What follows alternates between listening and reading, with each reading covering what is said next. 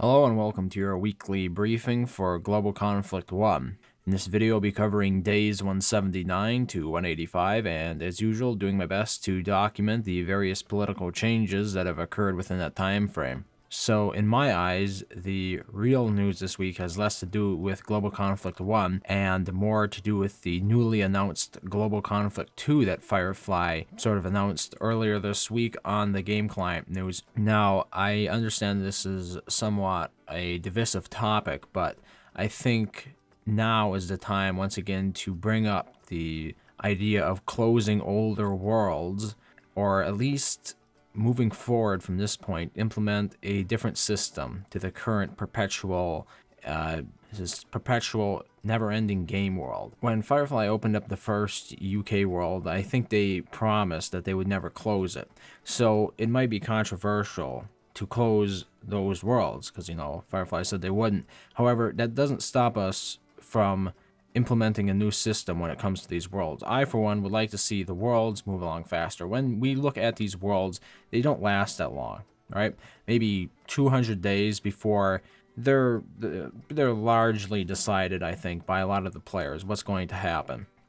Global Conflict 1 and the first European map were both somewhat exceptions to that rule. I think Global Conflict 1 is definitely going in the direction of being dominated by House 19, but they've enjoyed a good amount of attention and therefore a good amount of activity and competition. Unlike, say, Island Warfare 1, which I've been playing for the last couple of months, and pretty much dominated from the start by one House Alliance.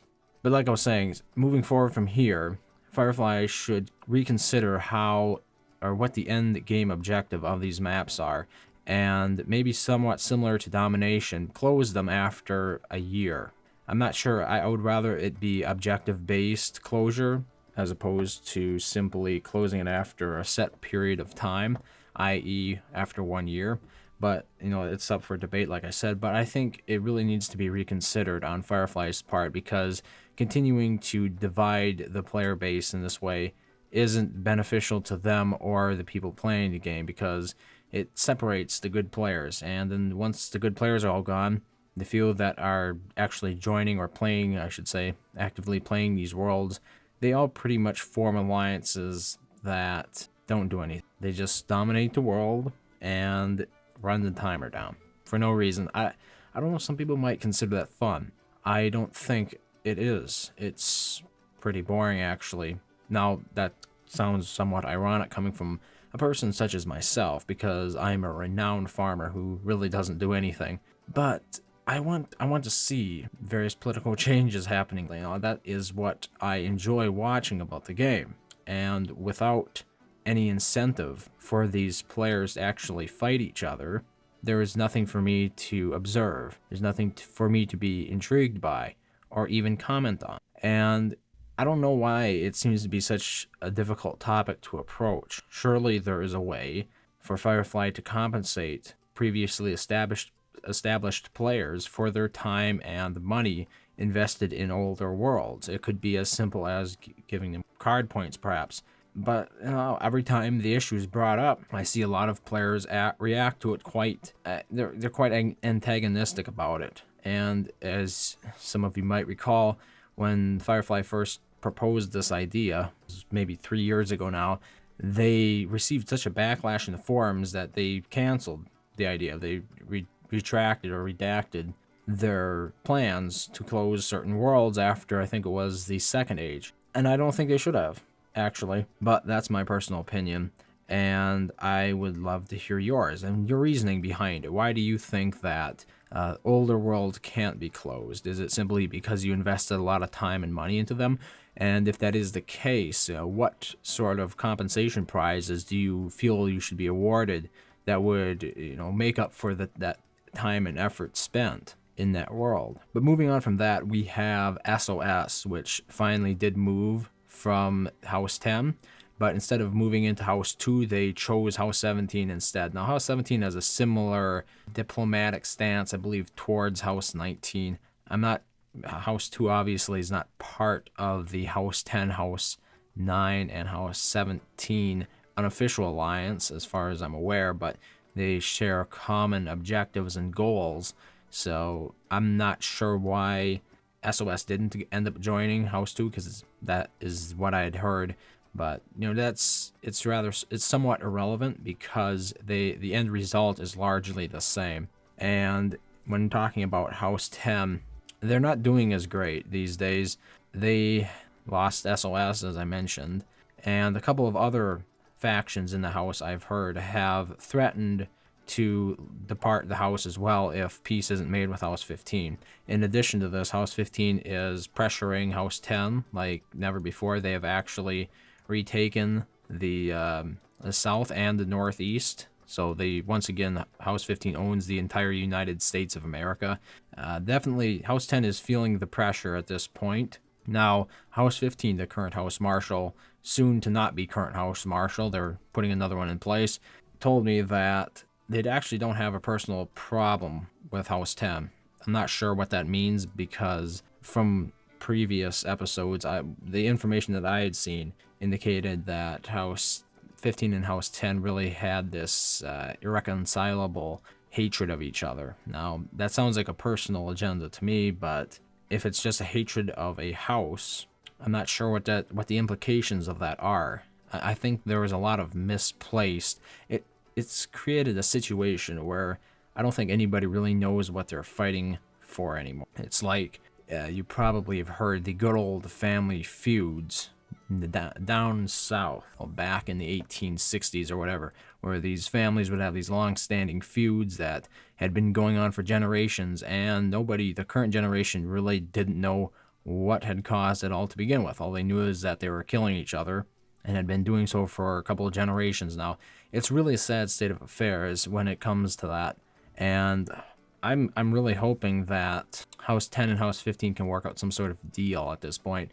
Now, to add a little bit to what I was talking about last week, when it comes to House 15 quitting the game, I was updated by the current House Marshal of House 15 that actually several of the top players in that house, fighters, intend on taking the summer off from the game. They don't say they plan on being back in the fall, but knowing it's Stronghold Kingdoms, I don't think it's likely they will be gone permanently. The game is sort of addicting in that fashion for anybody who has invested this much time into it.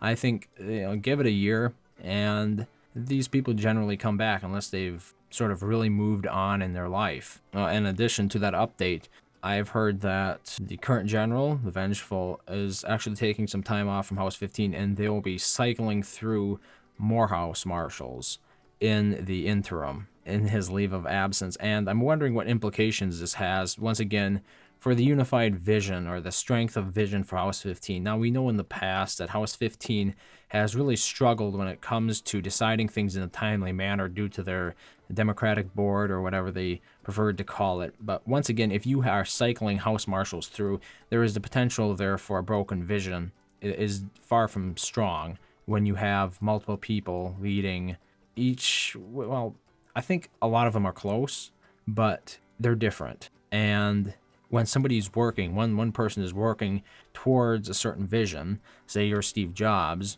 and then you die and somebody else takes over, that person has their vision has ended, and somebody else can try to pick it up, but it's still not going to be the original person's vision. It's not going to be Steve's vision. It's going to be a vision 2.0, if that's a clumsy way of putting it. But I am worried once again that House 15 is going down that route of indecisive leadership, I guess you could call it. And I really hope that's not the case, but if their days are numbered in this world more so than other houses, that might not matter at this point. Other than that, not a whole lot has been going on in this world.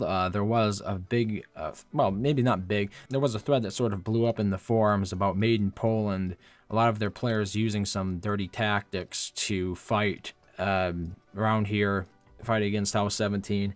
And what they were doing was deleting a lot of parish guilds and stuff. I think all is fair in love and war. So if you want to try to enforce those rules between each other, like some sort of Geneva Convention or whatever. That's your business, but I really don't think it gives you any sort of moral soapbox to stand on and preach to other people. If these other houses want to engage in this sort of destructive warfare, what would I recommend? Well, counter it, return like with like. Go ahead and start deleting their parishes. I don't really understand why there seems to be this outrage. There seems to be an outrage culture that is cultivated in a lot of areas of not just the game, but in real life too, where there are these unwritten rules that nobody must ever breach. And if they do, they're going to face the social backlash of a whole bunch of chimpanzees jumping on top of the new chimpanzee and smacking them down because they don't want to get an electric shock. I don't know if that's exactly how the experiment worked, but yeah, there was this experiment done with monkeys, and it was an attempt to demonstrate how social norms can be established. So the original monkeys in this pen, they would be shocked if they went for the banana or something, and then eventually they cycled all the original monkeys out, and the new ones that are in there had all been taught by the original monkeys that they shouldn't try to go for the banana, even though they had never actually been shocked themselves. And that's sort of what I think goes on with a lot of outrage culture, is nobody really knows why they should be outraged. They're just outraged because somebody told them. Nobody really knows the reason behind it. Why can't you delete parish buildings, parish guilds? Well, because somebody spent a lot of time upgrading them. Well, somebody spent a lot of time building their villages too, and yet people don't seem to have a problem raising them. I don't see an unwritten rule anywhere in Stronghold Kingdoms or I don't see any outrage over raising villages. But for some reason we can't delete the guilds in a parish, okay? Keep in mind this is also Age 1, so any upgraded guilds will retain their upgrades and their productivity. So unlike other ages, you're really not losing a whole lot at all. But that's just my take on it. And lastly, with the upcoming Global Conflict 2 map, I would like to impart some wisdom to potential newcomers to that map. It is not launched yet, but when it does, what I've heard from a lot of players is that if you aren't playing a lot of cards, if you're not militarily strong, try to stay to the edges of the map. In Canada, United States, or in Russia, China, those are good areas because the kingships are much larger, and therefore they're not as highly contested. So you're not going to be pushed to excel quite as much as if you spawn in Europe or Africa or in the Middle East. Anyway, let's move on from there and take a look at the country changes.